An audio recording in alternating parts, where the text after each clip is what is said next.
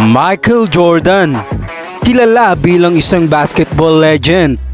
Six-time NBA champion, six-time Finals MVP, siya rin ay nagtala ng 10 NBA scoring titles. Hindi lang magaling sa opensa, kundi kahanga-hanga rin sa depensa. Ang kanyang mga clutch performance ay talagang nakakabilib, tulad na lang ng kanyang ginawang jump shot sa Game 6 ng 1998 NBA Finals laban sa Utah Jazz na nagbigay sa Chicago Bulls ng kampyonato. Hindi lamang sa basketball kilala si Jordan, kundi pati rin sa pagiging global icon sa pamamagitan ng Air Jordan brand. Tinaguri ang his earnest na talagang isang alamat sa loob at labas ng basketball. Ngunit may mga bagay pa rin patungkol kay MJ na hindi natin alam.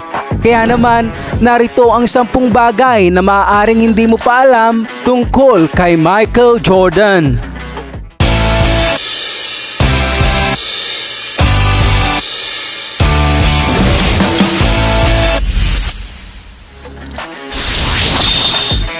Si Jordan ay kilala sa kanyang hindi matatawarang galing sa court na nagdudulot ng takot sa kanyang mga kalaban. Ngunit, alam mo ba na si Michael Jordan ay may takot sa tubig o tinatawag ding aquaphobia? Ang isang taong may aquaphobia ay maaaring magkaroon ng labis na takot kapag iniisip o nakakakita ng tubig at maaari nilang iwasan ang pagpunta sa mga lugar na malapit sa tubig. Mula pa sa kanyang kabataan, ang tubig ay nagdulot ng matinding takot sa buhay ni Jordan. Ayon sa mga ulat, isang kaibigan niya noong kanyang kabataan ang nalunod sa dagat, ngunit hindi niya ito nagawang mailigtas. At hindi doon natigil ang mga trauma ni Michael sa tubig dahil nung siya ay nasa kolehiyo, nasaksihan nito ang pagkalunod ng kanyang kasintahan. Ang phobia ni Jordan sa tubig ay umabot sa puntong iniwasan niya ang anumang kontak sa tubig at inamin niyang paminsan ay may takot siya sa pagligo. Gayunpaman, sa paglipas ng mga taon, unti-unti niyang hinarap ang kanyang takot. Katunayan dito ang kanyang mga koleksyon ng mga sasakyang pandagat, kabilang ang mga jet skis, yate na may nakakalulang mga presyo, na tila nawala na ang dating nagdudulot sa kanya ng matinding takot.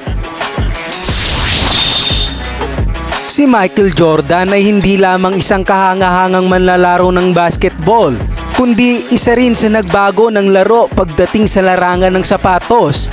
Bilang third overall pick ng Chicago Bulls noong 1984, pumirma si Jordan ng isang endorsement deal sa Nike, kabilang ang paglulunsad ng kanyang sariling signature shoes. Subalit ang unang sapatos ni Michael na Air Jordan 1 ay nagdulot ng kontrobersya dahil sa kakaibang disenyo nito. At minsan pa ngang sinabi ng isang commentator na ito ay ang ugliest shoes in the league. Jordan, perhaps the ugliest shoes in the league. At kakaiba din ang kulay ng sapatos na pula at itim at pula at puti na lumalabag sa patakaran ng uniforme ng NBA. Ang NBA ay may patakaran na dapat ang kulay ng sapatos na isusuot ng isang player ay kaparehas ng kulay sa kanyang jersey at meron ding limitasyon sa laki ng logo ng sapatos. Tuwing isusuot ni Jordan ang sapatos na ito sa laro ay pinapatawan siya ng $5,000 na multa ng NBA dahil sa paglabag nito sa rules. Gayunpaman, nakita ng Nike na ang pagmumultang ito ay isang magandang marketing strategy. Kaya naman tuwing susuotin nito ni Jordan ay ang Nike ang nagbabayad para sa kanyang multa. Ang pagbabayad sa multa ni Jordan ay napatunayan ng Nike bilang isang matalinong business strategy. At hanggang ngayon, ang mga sapatos ni Jordan ay nananatiling isa sa mga pinakamabenta at kinikilalang mga sapatos sa buong mundo. Sa kasalukuyan, ang mga manlalaro sa NBA ay malaya ng pumili ng kulay at disenyo ng kanilang sapatos at ito'y nagbibigay daan sa kanila para ipakita ang kanilang personalidad at estilo sa pamamagitan ng pagpili ng sapatos.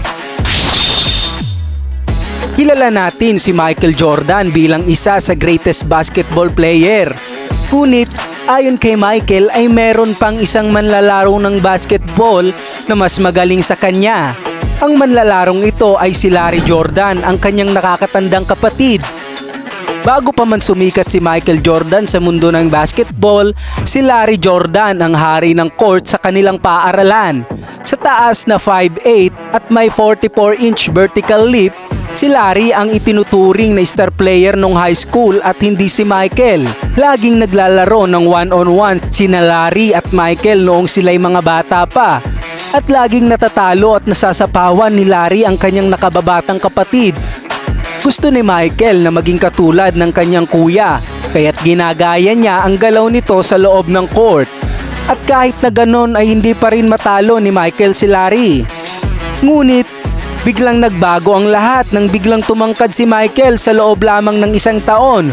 Mula 5'9" ito'y naging 6'4" sa maiksing panahon lamang. Ang kanyang tangkad ay nagbigay sa kanya ng advantage sa loob ng court at dito ay nakakasabay na siya sa laruan ng kanyang kuya at naging mas masiklab ang laruan ni Michael sa loob ng court.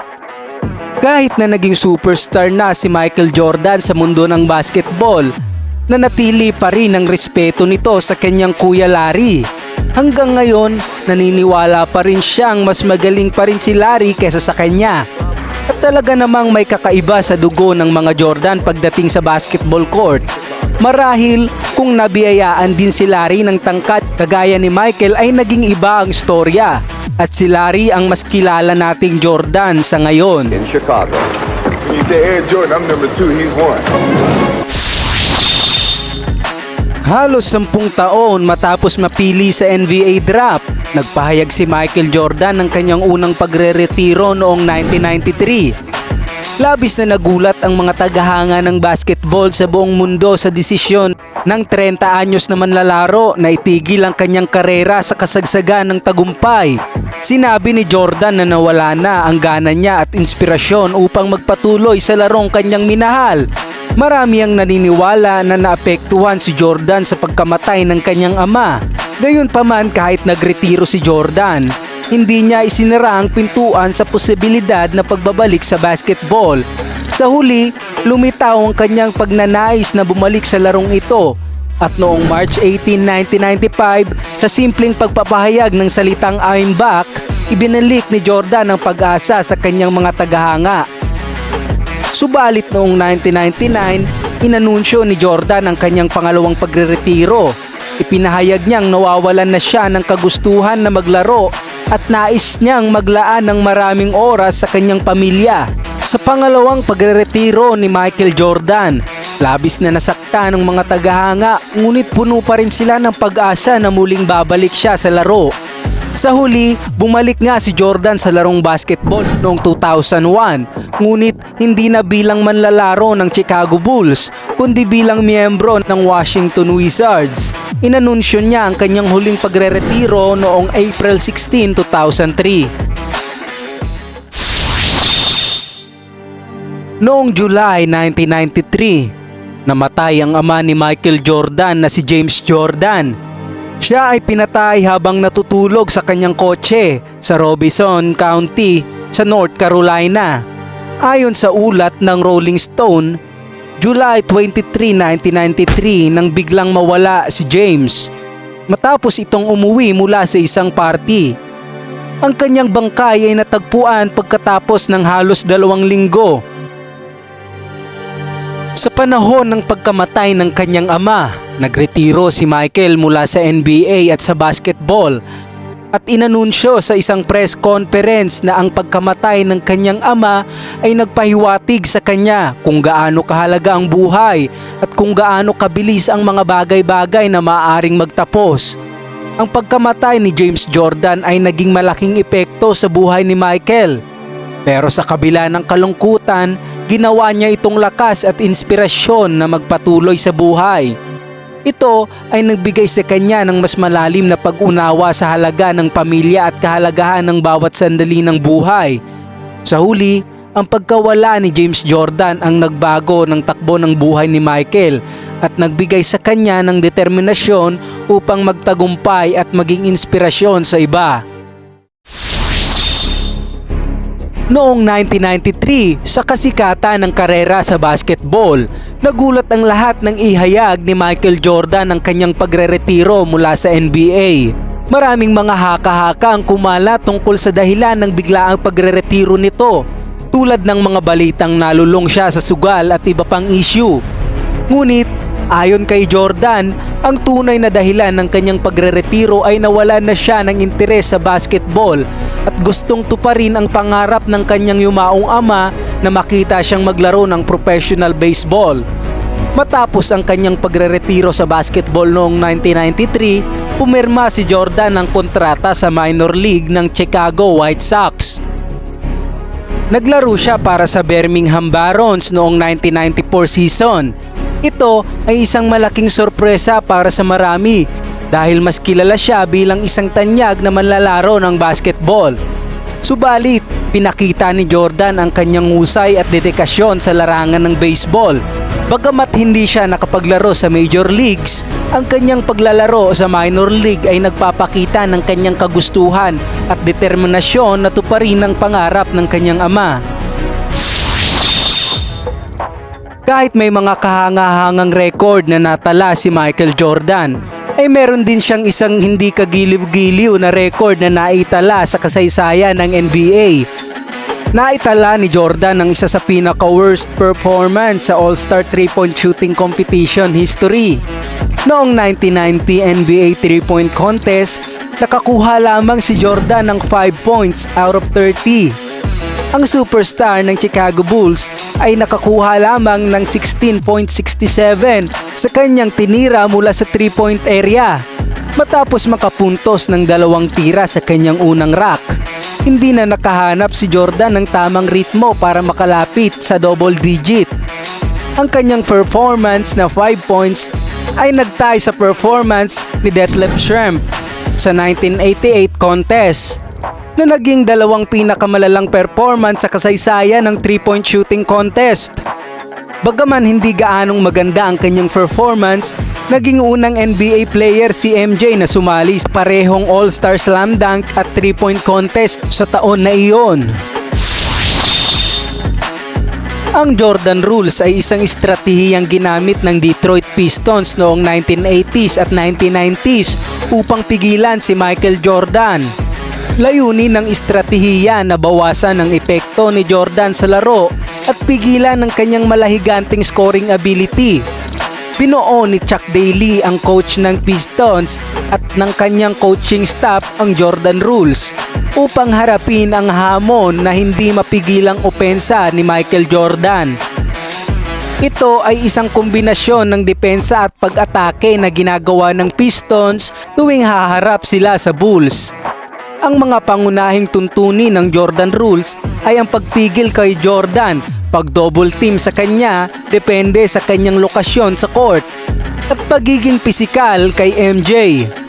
Ginagamit din ng Pistons ang hard foul at matinding siko at contact para pigilan ang pag-atake ni Jordan. Bagamat naging epektibo ang estratehiyang ito laban kay Jordan at sa Bulls, ito ay hindi nagtagal dahil sa mga pagbabago sa patakaran ng liga at sa pagbabago din ng estilo ng laro. Gayunpaman, nanatiling bahagi ito ng kasaysayan ng NBA bilang isa sa mga estratehiya na ginamit laban kay Jordan. Ang insidente kung saan sinuntok ni Michael Jordan si Steve Kerr ay nangyari sa isang practice session ng Chicago Bulls noong 1995. Ayon sa mga kwento, nagsimula ito sa trash talkan sa pagitan ni Jordan at Kerr sa training. Sila'y nagkakapisikalan din sa laro, kaya hindi napigilan ni Steve Kerr ang sarili at ito'y umalma sa ginagawa ni Jordan. Kaya naman, nakipagdiskusyon ito laban kay MJ, dahilan kung bakit ito biglang sinapak sa mukha. Ang pagsuntok ni Jordan kay Kerr ay nagbunga ng tensyon at frustration sa loob ng practice. Si Kerr bilang isang mapangahas na manlalaro ay hindi nagpatinag. Bagamat nagkaalitan, pinababa lamang ng 2 ang issue. At kinilala ni Kerr na ito ay bahagi lang ng likas na pagiging competitive ni MJ sa larong basketball. Ang pagtatalo ay naging susi para mapalakas ang samahan nila. Nakuha ni Kerr ang respeto ni Jordan at lumakas ang kanilang pagkakaibigan dahil dito. Naging magkatrabaho sila na may respeto at suporta sa isa't isa na nagdulot ng tagumpay para sa mga sumunod na season. Sa Game 5 ng 1997 NBA Finals, nakilala bilang The Flu Game at naging isa sa pinaka-iconic na laban ni Michael Jordan sa kanyang karera. Madaling araw ng June 11, 1997, nagising si Jordan na sobrang sama ng pakiramdam. Ito'y nagsusuka at nagtatae, kaya naman tinawagan niya ang kanyang personal trainer. Pagdating ng kanyang personal trainer sa hotel room, nakita nito na si Jordan ay nakatagilid sa kama, nanginginig, pawis na pawis at halos wala itong lakas para makabangon. Nakumpirma na meron siyang stomach virus o food poisoning na maaaring sanhi ng pizza na inorder niya noong gabi. Sinabi sa kanya ng athletic trainer ng Bulls na imposible itong makapaglaro sa Game 5, ngunit ipinilit pa rin ni Jordan na lumaro. Dahil kailangan ng Bulls ang kanilang leader para sa napakahalagang laban na ito kontra sa Utah Jazz na hindi pa natatalo sa kanilang home court sa postseason. At kahit may sakit, bumangon si Jordan ng bandang 5:50 ng hapon bago ang laro. Sa mismong laro, mahina pa rin si Jordan ang pumasok sa court ni hindi na nga ito nakapag-warm up kasama ang kanyang koponan. Sa umpisa, nakakalamang ang Utah Jazz. Ngunit unti-unting umangat si Jordan at nagtala ng puntos para sa Bulls.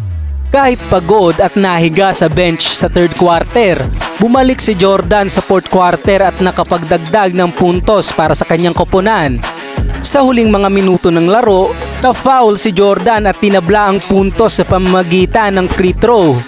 Ngunit na-miss niya ang pangalawang tira.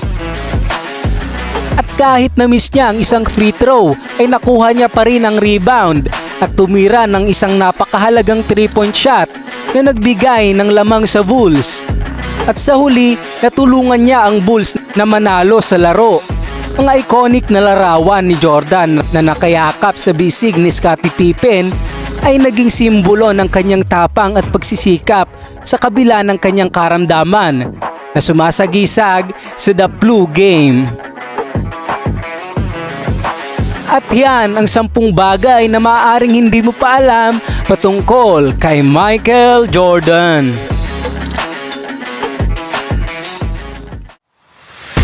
What's up mga ka-sports fanatics? Kung gusto nyo pang makakita ng mga ganitong videos, huwag kalimutang mag-like, share, and subscribe. At shoutout rin pala sa ating mga bagong supporters. Maraming salamat po.